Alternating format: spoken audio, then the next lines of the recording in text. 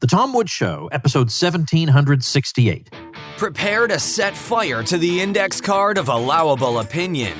Your daily dose of liberty education starts here. The Tom Woods Show. Hi, everybody. Tom Woods here. Jordan Schachtel is with me today. And I'll tell you, this is one of these times when it's just great to be a podcast host because I have appreciated Jordan's content during this whole COVID fiasco. And as a podcast host, I'm able to have a conversation with him because I have a podcast that he might want to appear on. And I get to talk to interesting people all the time thanks to this podcast. Before I bring Jordan on, let me tell you what's going to be going on this week. I've got, of course, an election analysis episode coming tomorrow.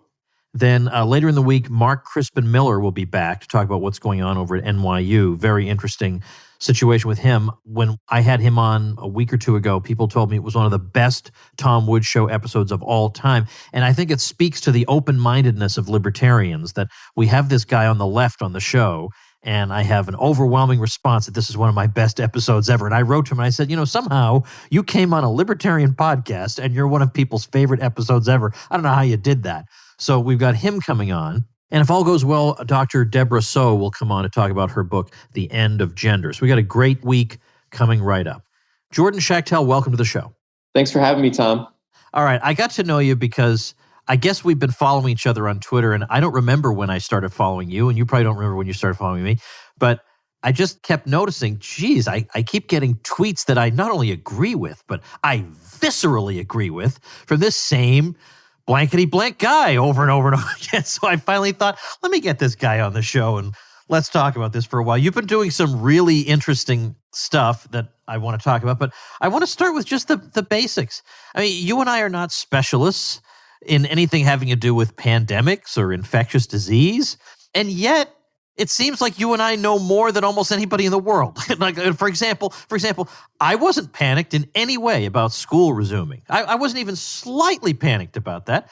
I don't think you were either. Yet there were people who were claiming that we were sending our kids into a bloodbath and this and that, and that didn't come to pass. Or this PCR testing fiasco, I just did an episode on the other day. We now have Fauci in a recording from July saying, yeah, of course, it's ridiculous to run PCR cycle threshold of 35 and above. That's ridiculous. And yet we've been saying that over and over. No one listens. Yeah. What the hell is going on here? So basically, I think 2020 was a very clarifying year. I ran into a bunch of very interesting people. I think we found out the difference between someone who can really be thoughtful about stuff and someone who can just become completely overwhelmed by their fear and terror. Unfortunately, there's a lot of people who just can't get over the COVID madness, the virus stuff. But on the bright side, there's a lot of people who, on the other side of the spectrum, are able to really think even more clearly through the chaos. So I think that's how I became, interested in your feed and a lot of the stuff that you're doing. And, plenty of other thinkers. And, I have to give credit to a lot of people, particularly involved in the Austrian school. They seem to be able to really come, I think they're going to come out on top across the board, the literature coming from, I don't know if you're directly affiliated or, you just kind of have a loose affiliation with, the Mises people, but I think they've done some outstanding work. And it says a lot about just people in general who have fundamental grounding in the importance of individual sovereignty and free thought, and how those people were able to kind of navigate this landscape. And it says a lot about our fundamental ideas, both as a nation and as an individual as well. Well, I appreciate that. I'm actually a senior fellow with the Mises Institute, and I second everything you've said. They and a few other places have been really, really solid throughout this thing. In, let's see, I guess about 2.5 weeks, I have the opportunity to address 100 state legislators from around the country. And I'm going to brief them on this, and I'm going to tell them where I get my information, and these are the sources you should use. And if you want to have your life mean something, don't just go along with the herd. You should stand up and protect those people among you who don't want to be locked in their homes. The people who want to be locked in their homes, they're hopeless. There's nothing you can do for those people. But there are people who have been intimidated into silence and bullied, people whose livelihoods have been ruined, but if they dare say anything, then they're terrible murderers who want people to die. They need a voice, and they have almost no voice. You can be that voice. So that's what I feel like every time you release something that says what a lot of people are thinking, I want to retweet that. I want to get that out there to make more people feel comfortable talking.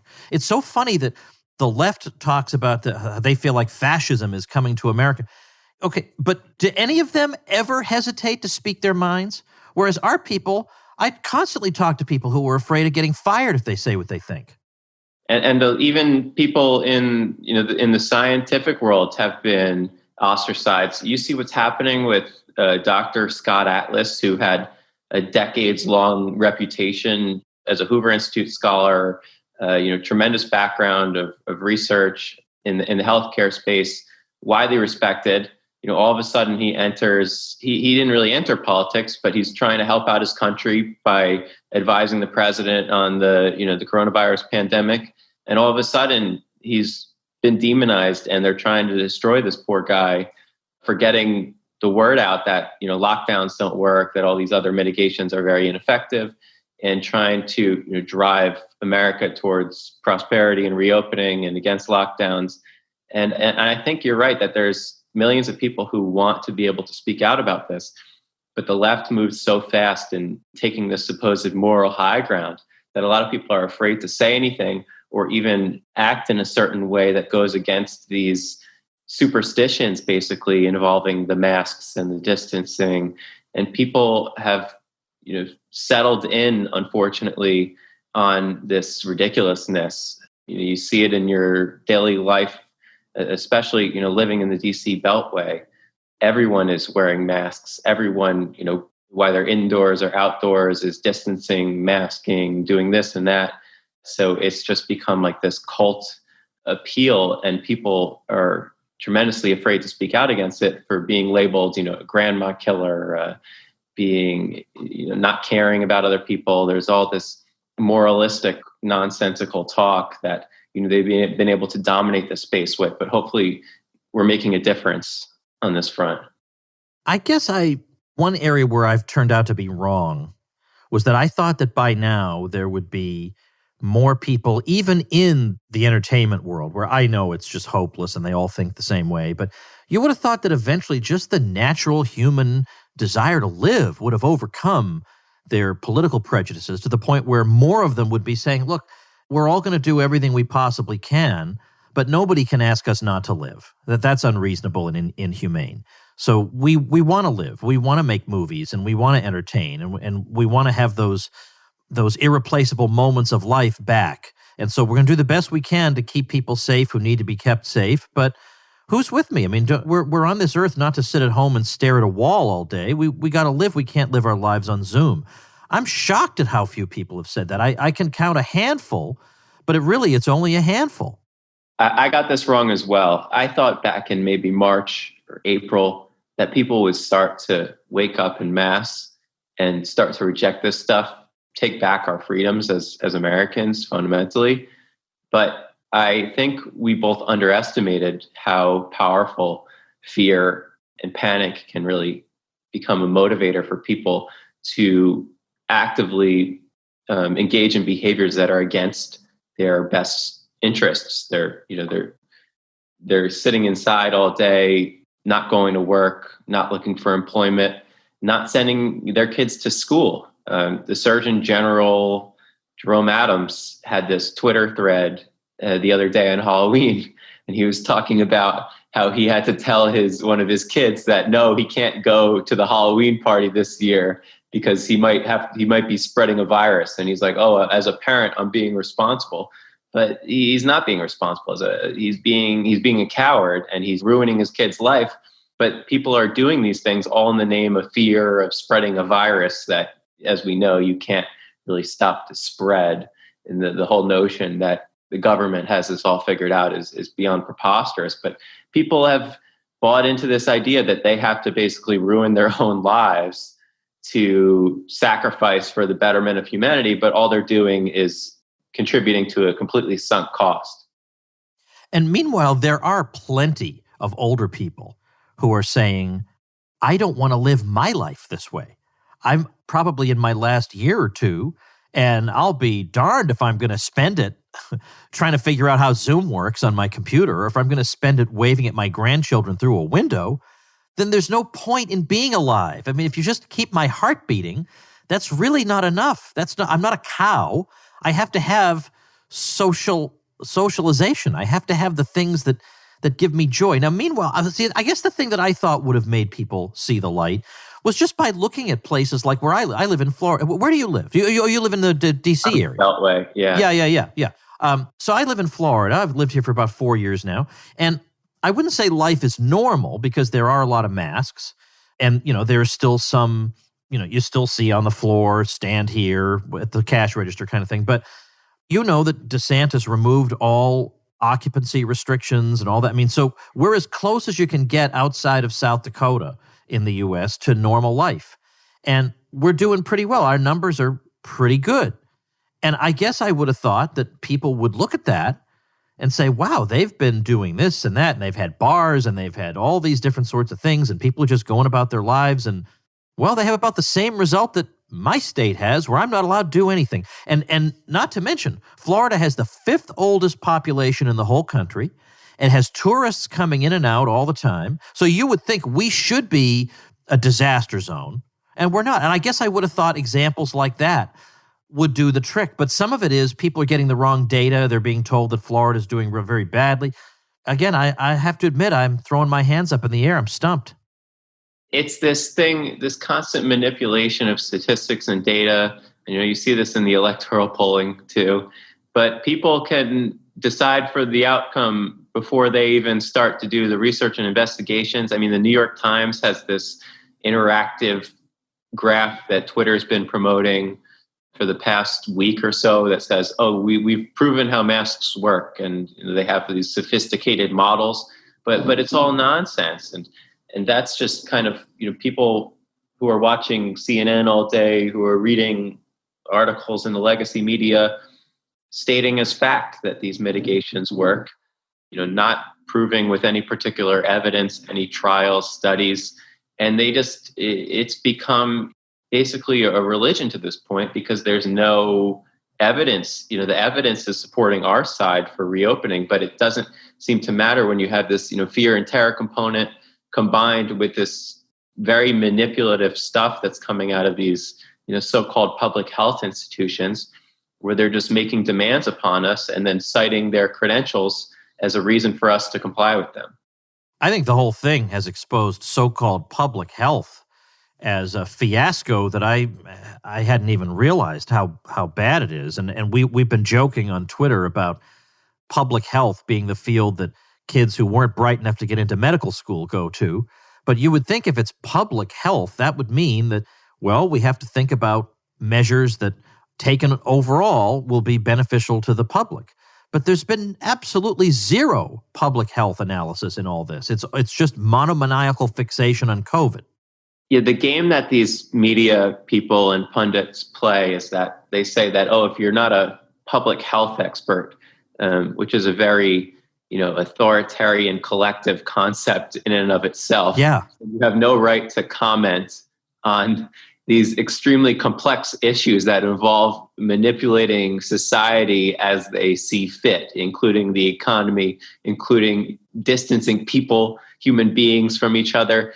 There's so many biological and other elements involved here that have nothing to do with so-called public health. But for whatever reason, the media has determined that only these people with public health masters and PhD degrees can tell us what to do with our lives. It's so bizarre to me, but they have crafted this strategy particularly well because they know that if you're an individualist, why would you ever get into a space called public health, which is you're basically trying to determine how collective action works to either mitigate viruses or help out in some kind of way, but it goes against the fundamental political philosophy of a lot of people who reject this concept and who would say that it's much more important to focus on your individual health than to try to manipulate society into some public health scheme.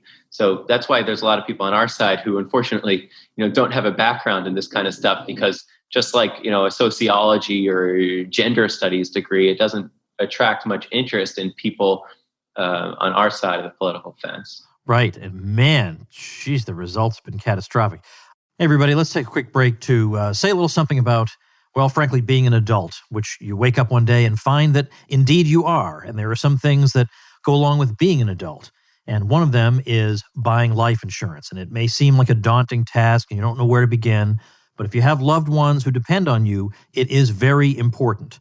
And that's why Policy Genius makes it easy. It's an amazing marketplace that saves you time and money. Right now, you could save 50% or more by using Policy Genius to compare life insurance. So, first, head to policygenius.com. In minutes, you can be working out how much coverage you need and comparing quotes from top insurers and finding your best price.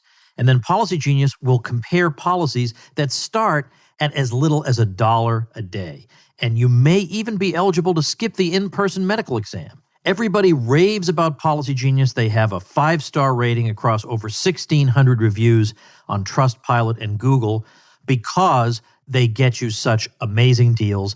They take care of all the paperwork and red tape. And if you hit any speed bumps during the application process, they take care of everything. So if you need life insurance, head to policygenius.com right now to get started. You could save 50% or more by comparing quotes. Policy Genius. When it comes to insurance, it's nice to get it right. I want you to take a few minutes and tell us about what you wrote about what's the name of this crazy panic-mongering doctor, and you wrote a report about who he really is. Oh, yeah. So are we talking about Eric Feigelding or Oh, we sure are. We sure are. Eric Feigelding has a very interesting background. And if you're on Twitter or Facebook, I'm sure you've heard of him because he has hundreds of thousands of followers. And this is a guy who was basically plucked out of obscurity. He was a medical school dropout, decided to get his PhD in nutrition. And he, a couple years ago, ran for Congress. Not a conspiracy theory. He's very close with the Soros family, and he was sponsored, and they supported his run. But this was before he was a big name. So he came in third place in a Pennsylvania U.S. House primary, Democrat primary. And we hadn't really heard much from him since then. He only had maybe a couple thousand followers on social media.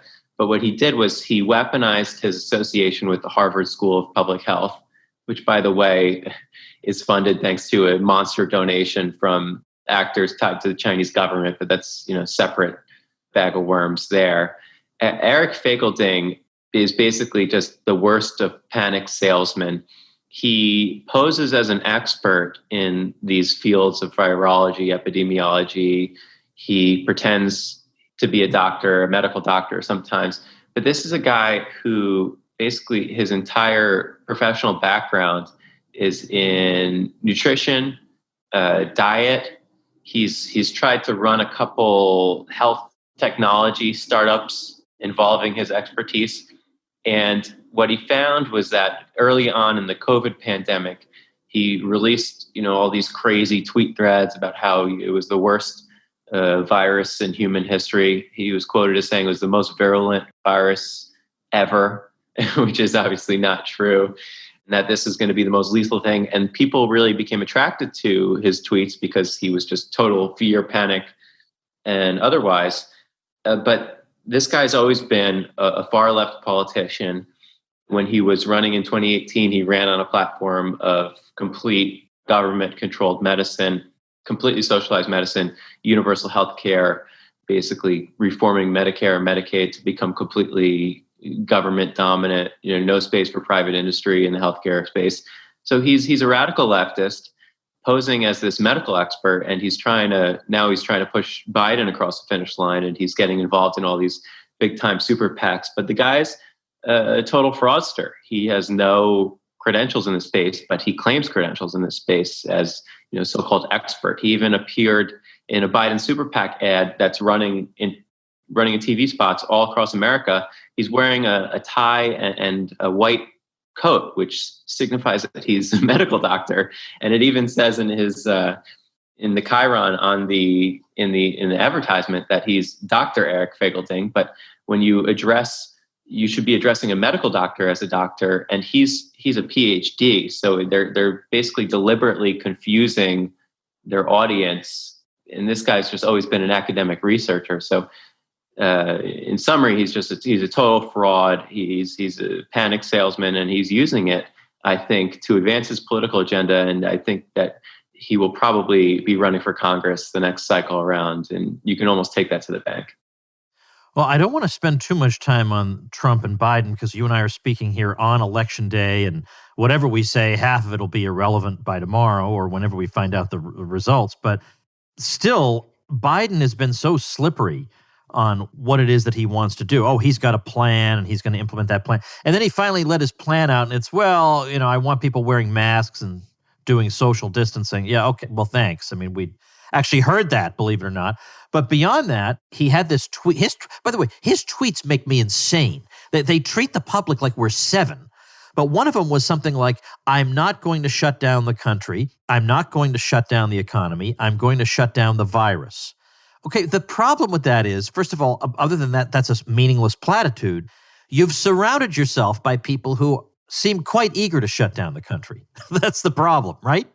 Yeah, I've looked into his team of COVID advisors, and they're all very progressive, and they all believe in the lockdown stuff, the school closures, the masks, mandates.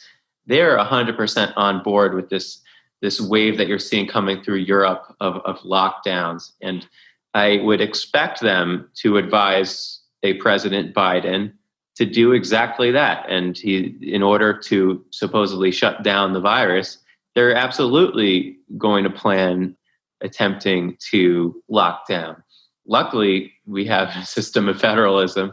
So in places like Florida, you might be at least safe for now. But who knows? We're entering this uncharted waters with the amount of unconstitutional action that a lot of these governors and even federal officials have been making during this time. So I hope that Biden doesn't try to make a move to overrule the states if he's elected president.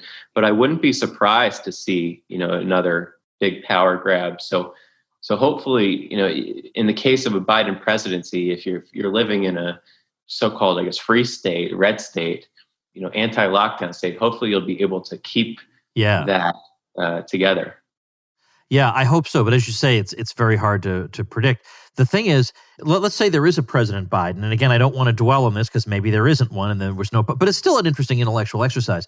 Obviously, we see that people on the left are very effective at protesting and rioting and stuff like that. This comes naturally to them. It doesn't come naturally to people who are right of center. I mean, obviously we've seen they'll go to Trump rallies, yes. But most of them, frankly, I don't think that it's just a cliche. Most of them, they have jobs, they have lives, they have they don't politicize every aspect of their life. So they're not constantly looking for reasons to protest or make signs or whatever. But man, they would need to figure that out quickly.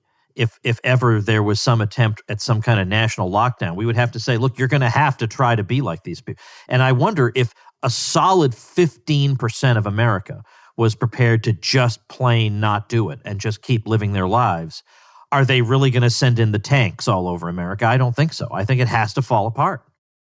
Right. But it is alarming because you saw this with the Amy Coney Barrett stuff, that when she was nominated for the Supreme Court, confirmed for the Supreme Court, the left's reaction on a lot of the left was that, okay, we're no longer going to play by the rules. Even though the right's been playing by the rules in this issue, now they're threatening to pack the Supreme Court, fundamentally shift its dynamics. So if they're not going to play by the rules on such a big issue, what makes people think that they're going to abide by, specific constitutional authority and our traditional federalism? Yeah. I just, it very much concerns me that the left increasingly is not limiting itself to any type of legal or constitutional boundaries. Who are your sources on this? So that every day when you start your day? Do you have any sites or Twitter feeds that you review first thing? It's nothing really in particular. I would just definitely urge people not to. I think avoiding television is extremely important this day and age. No matter who's speaking or what ideology it is, I think concepts like this, more long form conversations, are great because you can get into the weeds about issues.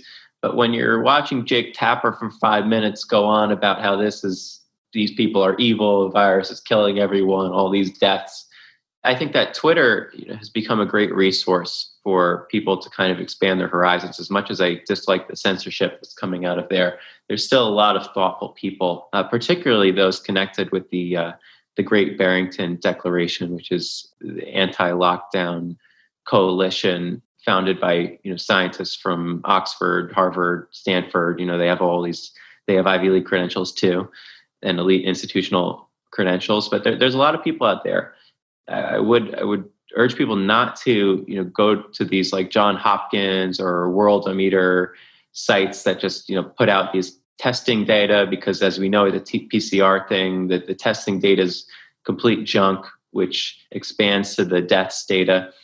I think the best thing people can do is just educate themselves on these specific issues. Don't get so caught up in the panic charts, the panic graphs, and that's the best way to think logically and rationally about this stuff. So tune out the hysterical maniacs and try to become more sophisticated on these particular issues that if we're looking at like all-cause deaths or important metrics that compare one year to another, and we're finding that 2020 isn't particularly different than 2019. So what does that say about the lethality of a virus?